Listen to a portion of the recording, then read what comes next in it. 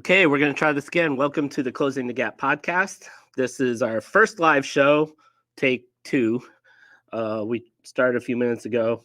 Today we're going to talk with Ashley D'Antonio. She's a recreation ecologist from Oregon State University, and she's our April featured role model. And what we do with Closing the Gap is we try and feature a women and other gender minorities in the fields of STEM and in the trades.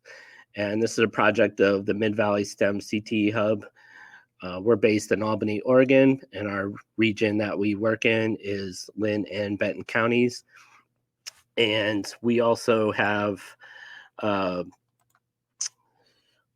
program where we just do and try and expand STEM and CTE opportunities throughout our region. Waiting for Ashley to join in here, and she had some issues trying to get in through the app before, so hopefully we can get her in here. She's gonna try it now. She just hit me up in the chat here. Okay. Let me tell you a little bit about Ashley before we talk to her. She's at Oregon State University. She's an assistant professor in nature-based recreation management. I'm really interested in learning more about that. And she does scientific research as well as teach classes and mentors graduate students in her work at Oregon State.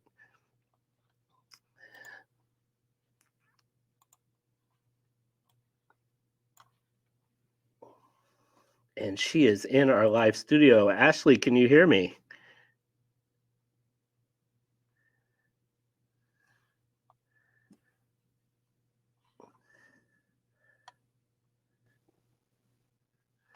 Hi, Ashley. Hi, can you hear me now? Yeah. Oh my gosh, we got it to work. Yay! Thank you. Thank you for for your patience with that. Oh my God, no worries. It's just like the poor people who were on here listening had to listen to me like stumble over everything because it just doesn't happen immediately. And so I need to like record some things that I can throw in here while we wait for people to connect live. But it's all a learning process, right? Yes, exactly. And this is exciting for me to learn how to use Podbean and to connect live on a podcast. This is very fun. So I learned a lot through this process too. Awesome. I'm so glad that you took me up on the offer. I've just been really wanting to do a live show. We've done all ours where we've recorded and we've done some editing, and I just need a break from editing. I think I'll just be really honest. So I wanted a break and do something live. And I mean, what's the worst that can happen, right? Right.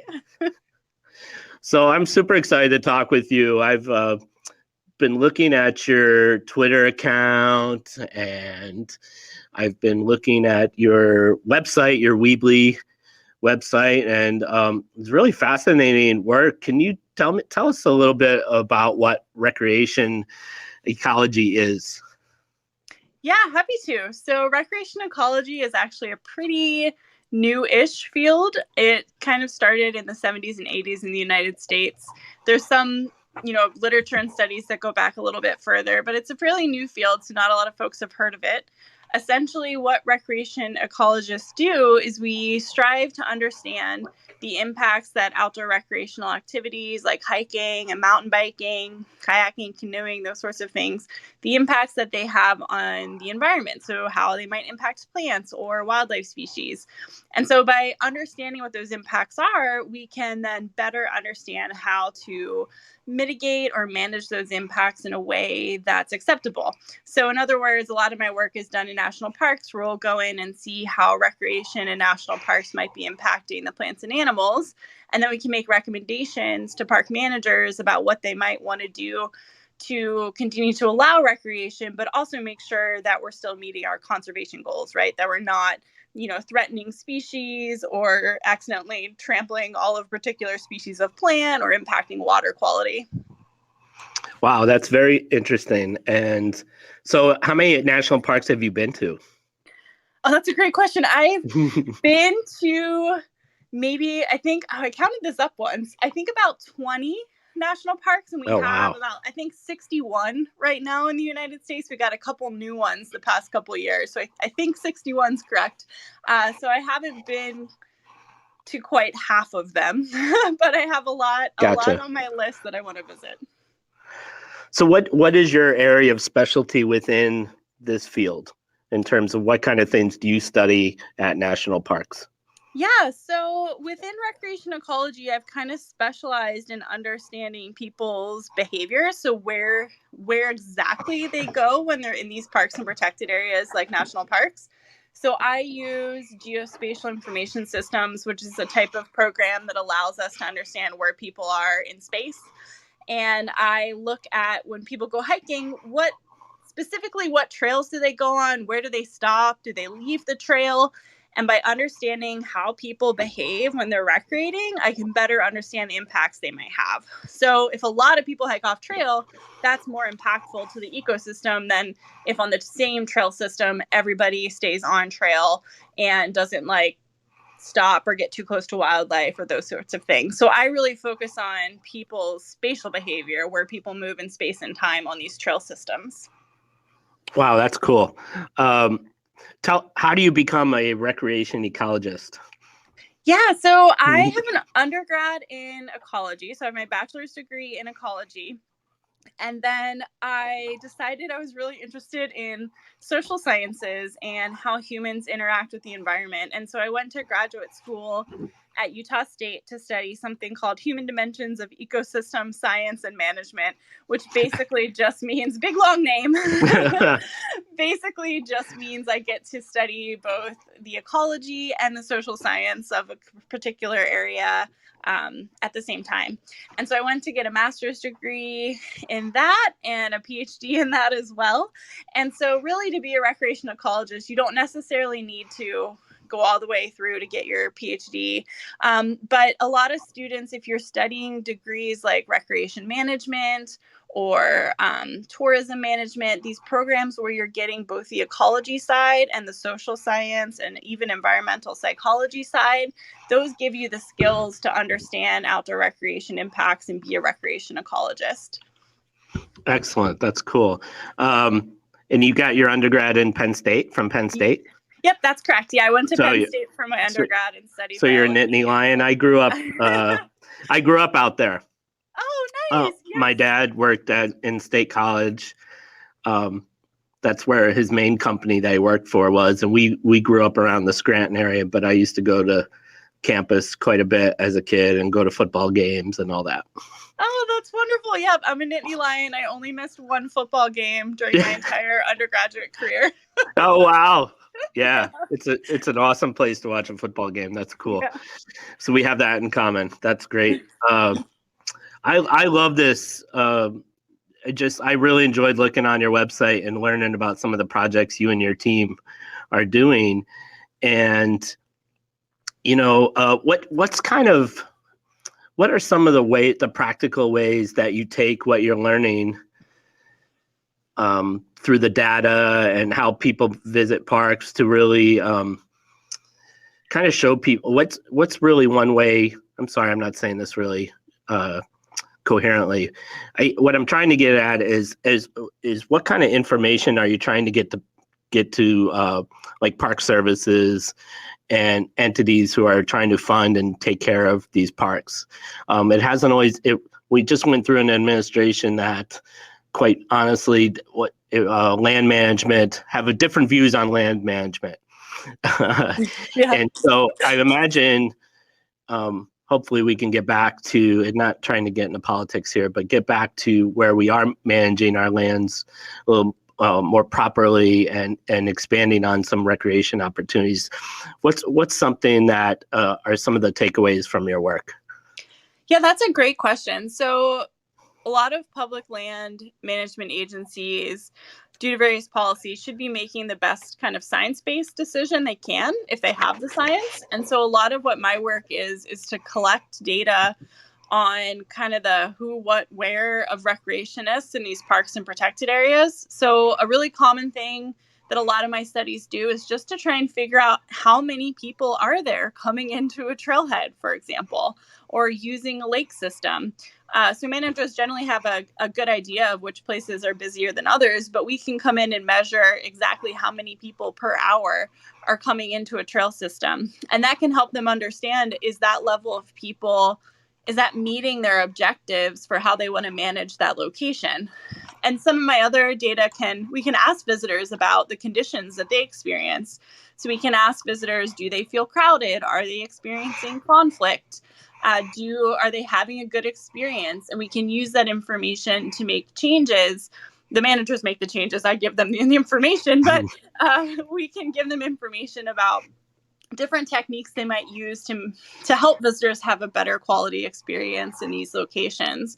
And then from the ecological side, I collect a lot of data about where recreation impacts are.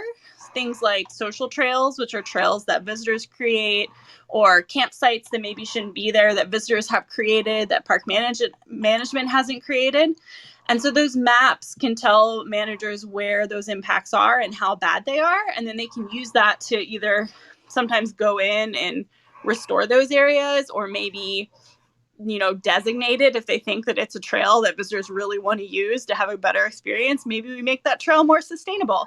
So this kind of like the who, what, where of recreation and how people's experiences are can really inform this dual mandate that a lot of agencies have, where they're trying to provide quality recreation experiences, but not do that in such a way that the natural resources are compromised. Gotcha. Exactly. Makes sense. What are your feelings? Do you feel that there's been an increase in recreational opportunities, outdoor recreational opportunities, in terms of people's participation since the pandemic? Have you seen any differences, or has things generally been pretty active? Yeah, so there's studies that are ongoing to measure like exactly what the magnitude is, but there was a recent Outdoor Foundation participation report that looked specifically at this, and they found that there was an increase in participation in terms of the number of people that are participating and also the frequency of participation. So there are definitely new users that have been engaging in outdoor recreation because it's a fun, safe activity. Exactly. And I think there have been some studies that have shown that folks that already were participating are potentially engaging more. And just, anecdotally, I've been doing that myself. I've been walking around my local park way more than I did, before. Same here. And I live in Albany, and I walk generally from my house, which is close to downtown, to Bryant Park. And I've noticed since the pandemic, just so many more people down there than I've ever seen before. Yeah. And much more people, and many more people. I'm a disc golfer. Many more people engaging in disc golf. Lots of new disc golfers out there. Oh, interesting. Yeah. So it's completely anecdotal, but it by far, like, so much more traffic down at that park, so much more kids using the BMX bike park, more people using that BMX park as like for their remote RC little trucks and things like that. So, and just many more users. And it's been really interesting to see, because it is safer to be outside and engage in some activities instead of being indoors in close proximity. So I was wondering, if you're seeing that as well. Yeah, I think it'll be really interesting to see, like, once things indoors start to open up, right? Our museums and movie theaters and bowling alleys and all that, like how many folks will continue to participate, or if this will be, I hope a lot of the folks that have, learned and engaged with outdoor recreation continue to do it after the pandemic. But it'll be interesting to see how many folks continue to recreate either in the same way, or if folks, shift back to the whatever indoor non-outdoor recreation activities they were doing before. Right. That's what I'm curious to know that as well. From the hub standpoint, we see all the parks in our area. We're in the process of building an asset map, and we see all those parks as assets for our area. And as we're trying to build our own STEM ecosystem, we include those assets in the map, because being outdoors, you're learning so much, and you're engaging with nature, and you're learning about ecology and all sorts of STEM related topics. So with that in mind, are there any local parks that you're doing current studies on or thinking about, or any? Yeah. Okay, Yeah, cool. that's a great Love to hear about question. it. Yeah, so locally, so honestly, most of my work has been outside of Oregon because I have kind of this history of working with the National Park Service, and Oregon has Crater Lake, which is a great national park, and other national park units. But I've built my career working in places like Rocky Mountain National Park, Grand Teton, Yellowstone. But I have a colleague up at Western Oregon University, and we're just trying to get started a recreation ecology study at Minto Brown Park outside Salem. So that's a brand new study that we're just starting, that we just got funded to do, that's really going to look at how recreation use in this very popular, really great urban park might be influencing some of the turtle species that are within that park. So I'm partnering with a herpetologist, so he studies reptiles and amphibians, and we're going to work together on this collaborative project. So brand new, just starting. I wonder, yesterday I was at Bryant Park disc golfing, and I saw two students who were measuring trees, like distance between trees, and they were doing tree ecology. And it made me think, I was like, oh, are they? I was like, I wonder if they were Ashley's students. I was thinking, or doing, I don't know. Yeah. But because you are in the Department of Forestry, correct? That is correct. Yeah, I'm in the College of Forestry at Oregon State, and yeah, so it's an interesting college to be in, because you don't often think of outdoor recreation as falling within the umbrella of forestry, but recreation is an important activity that we do in our forests, and so I really enjoy being in the College of Forestry and getting to interact with these people that study trees and folks that study wildlife and other things, and thinking about how recreation impacts or influences those, or how these great natural places provide opportunities for outdoor recreation. Yeah, I think that's an interesting fit too, because when I came across you, and that you were interested in being on the podcast and being a featured role model, I saw your College of Forestry background. So I wasn't really putting it together with recreation though at all. So I was really pleased, because I did a lot of outdoor recreation work for when I was younger in New York at a treatment center. I was the outdoor recreation coordinator for, these were boys who lived with us and had a lot of issues, and I did all the outdoor recreation stuff. Oh, that's great. Yeah, so I have that kind of background. So I was really like, oh, that fits in with the College of Forestry. I was really interested by that. How do you balance? So I know you also teach. So how do you balance this research and work you're trying to do with teaching? And maybe it's hard to put a number on like how much of a percentage you do for each, but how would you break that down if you could? Yeah. So in my job as an assistant professor at Oregon State, I spend about half my time teaching, and then about half my time is dedicated to research projects, and a little bit to service to the university. So like serving on committees and, doing workshops and those sorts of things. So I teach classes in parks and protected areas management, which includes recreation, but it's also broader. I teach a recreation management class, and then I also teach planning for sustainable recreation, which teaches students how to kind of design a site. Like, how do you design a trail? How do you design a campground? What do you think about when you're designing a parking lot at a trailhead? So that's a really fun class that combines a lot of different things. And my research really helps inform my teaching. So, I use the studies that I do in class as examples, or I can talk about my own personal experiences working with managers. And so I feel like it really adds a lot to my role as a teacher to be able to, share with my students my own experiences. And I'm always, with every research project, I'm learning something new. And so I think it also helps me remember what it's like to be a student. And I'm also very passionate about teaching. I used to be a middle school and high school science teacher for a little bit. And so Cool. this job is like my dream, because I get to do research, but I also get to teach. And sometimes it can be hard to balance those things. But that's what I love about my academic position, is I get to do both. Oh, wow. That's great. it would be wonderful to have you at some point, maybe do a presentation for local teachers. If you had any interest in doing that, we'd love to try and get you involved with that kind of work if you were available. Oh yeah, for sure. I love interacting with teachers. I taught for about 2 years biology and chemistry for middle school and high school students, and some days I really miss it, but I do really enjoy getting to do the research. But I absolutely love interacting with teachers. That would be great. Yeah, I especially, when on our website, by the way, if you're listening, you can go to our website, midvalleystem.org, and read our interview we did with Ashley.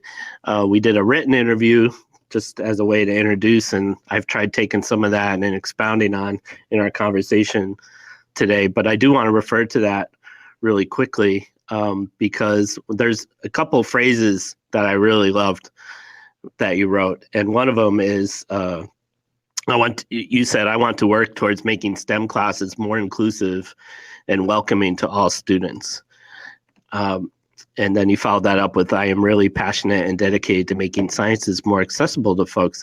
Can you talk a little bit more about that and go into a little bit more detail for us? Because those were 2 sentences that I pulled out that were really kind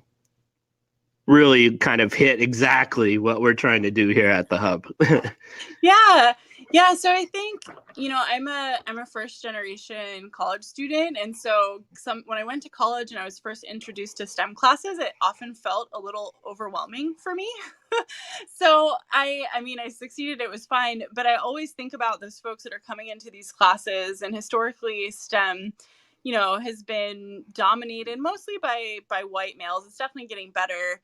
But I think sometimes the way that these courses are taught, or the approaches, or the idea that, we don't value people's own personal experiences, or we don't meet people where they are and focus on growth, can make STEM fields seem a little bit, not as welcoming places. And so in my classes and in my outreach, I try really hard to employ different inclusive teaching practices. So in my, all of my spare time that I have, but one of the things I do in my spare time is learn about different ways to incorporate inclusive practices in my classroom. And so valuing people's personal experiences, trying to break down the power dynamics between myself and my students, trying to focus more on growth, because students enter these STEM classes with various different backgrounds. And so trying to focus more on growth and not this kind of genius concept that often gets focused on in STEM, or really flipping it around and trying to learn from my students as much as I can, and not be, sometimes they say that sage on the stage where I'm the holder of all the knowledge and I'm just imparting it to you. That's not how I approach my classes. And so I've been really trying to make it so that when students come into a STEM classroom for the first time, they're coming in and feeling like, yeah, this is a place for me, and I can see myself in this field, and removing those barriers for folks entering STEM careers. That's excellent. Yeah, great answer. And thank you for sharing that. And thank you for highlighting that you're a first generation college student. I think that's such an awesome thing to let our listeners know about, and any of the students who tune in and listen, is, that sometimes if they have the opportunity to go to college or go to trade school or do something, but nobody in their family has, it makes them think that that might not be something that's in store for them. So I love being able to highlight that. And I think just about everyone we've had on here, the podcast, everyone we featured, I believe, has been a first generation college student from their families. Oh, that's great. Yeah. So that wasn't intentional. It's just worked out that way. Yeah. So I love that. So then kids, as we like to see, and what another phrase we took from you is, it's hard to become what you cannot see. So and I think that applies to everybody, not just girls, but even young men out there too. Right. So I think it's just a great message, and that's what we're trying to do with this podcast and with this whole program. So we're super thankful to have you involved. Talk a little bit about, if you can, any advice you can give young people who are looking to follow maybe a similar career path to you. I was really intrigued by your first response to that when you said that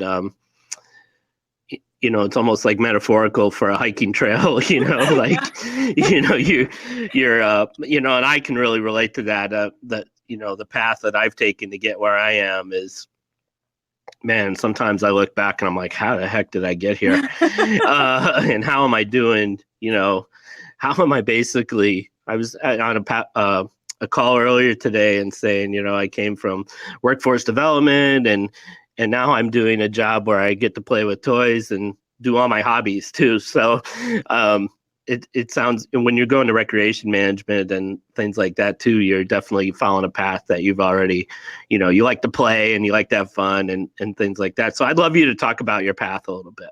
Yeah. I think some things I always tell folks is like, it's okay if you don't know exactly what you want to do. Like when I applied for, my bachelor's degree at Penn State, when I applied for college, I didn't have 100% sure what I wanted to do. I knew I was interested in the natural environment. And so I thought biology was good and ecology really kind of started to get me closer to that interest. But I definitely wandered.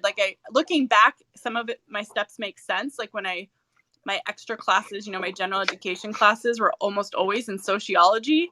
And at the time, they just sounded interesting. But now I'm like, oh, I was looking for this interdisciplinary, this social science and ecological science mix. And there's like evidence of it from, my transcripts from Penn State.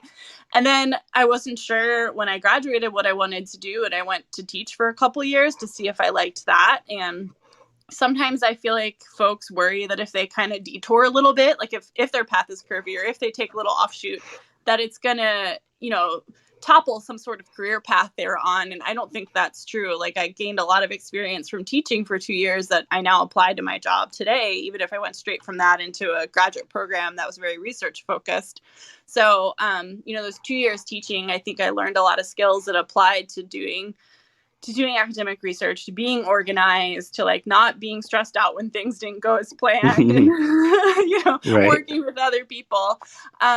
So now I feel like my answer is wandering, like my career path, but I think it took me some time to really figure out like what was the thing that I was most passionate about, and to get to this position where I get to study exactly what I love in a position where I get to teach and do research. Like it took quite a while to get there. And sometimes I wasn't really sure where I was going, but I was following the things that were interesting to me at the time while I kind of sorted out like, okay, what exactly is the career path that I want?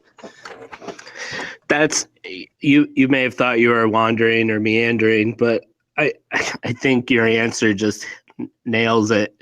Cause I think I relate to everything you just said.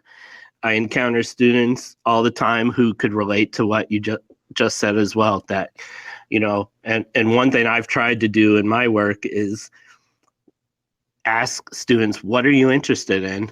And then I take those interests and try and make activities for them. Mm-hmm. And then, oh, you can do this as a job? Yes, you can do this as a career. Like, what, and I kind of get that look like, yeah, you can, don't you, I grew up with 2 parents who hated their jobs. And I said from a very young age, I am not going to go into something that I don't like to do.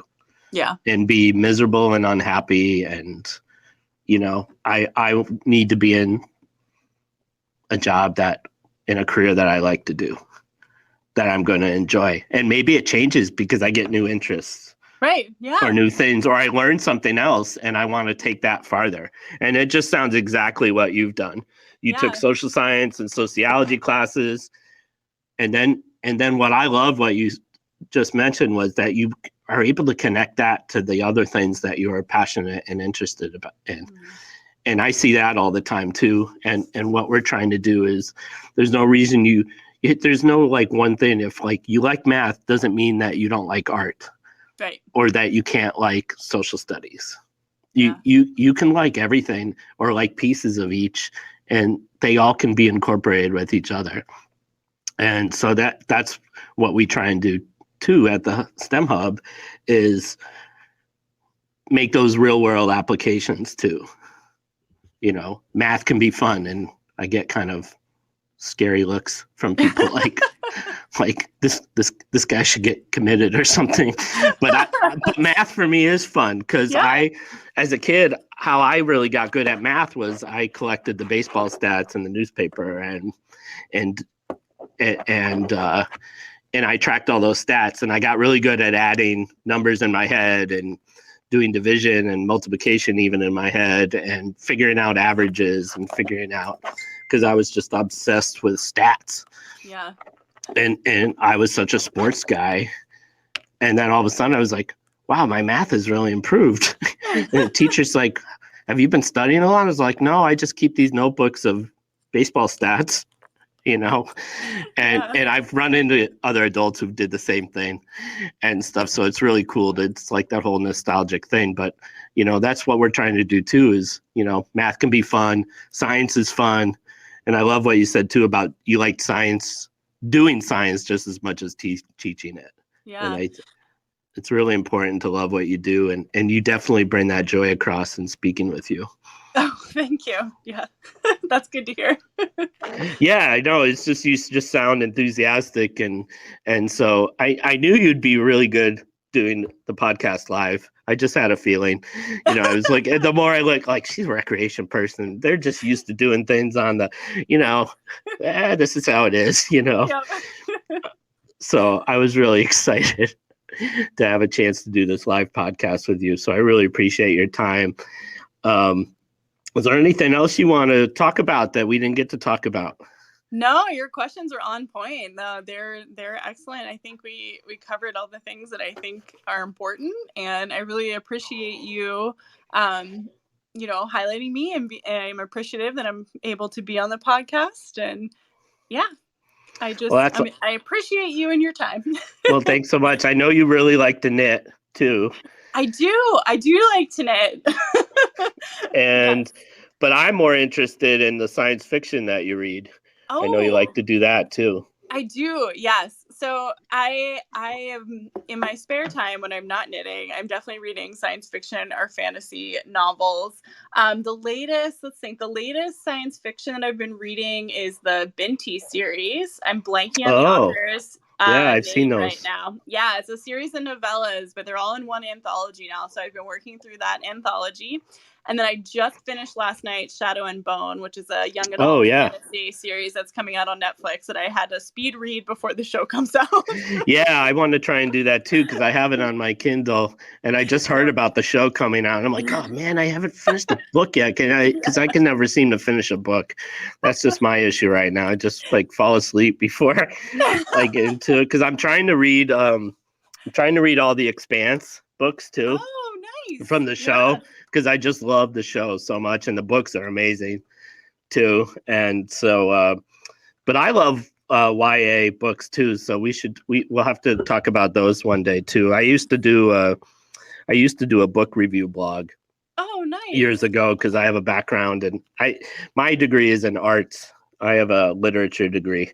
So yeah, now I'm doing STEM stuff. I actually think it's a perfect fit because I know how to incorporate writing and stuff into everything. So yeah, which is so important for STEM. Yeah. So, well, I really enjoyed this. It's just like the highlight of my day so far. So I really enjoyed this. Thank you so much for being a part of this. I look forward to connecting with you more and would love to get you to talk to some teachers about science and you know, making science accessible and fun for kids. So let's try and do that at some point. But please keep us posted on what you're doing, especially on your local research. Be fun to share that and highlight you.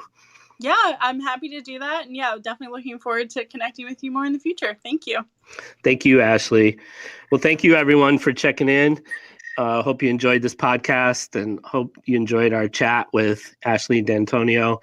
You can check everything out related to Closing the Gap on our website, www.midvalleystem.org, and let us know what you think. We'd love to do more of these live shows. We're going to highlight some of our grantees via podcast over the next few months. We've given over $166,000 in grants to local teachers and community organizations since December. So we want to really get the word out about some of the work they're doing in our community as well. Thank you again, and we'll see you next month.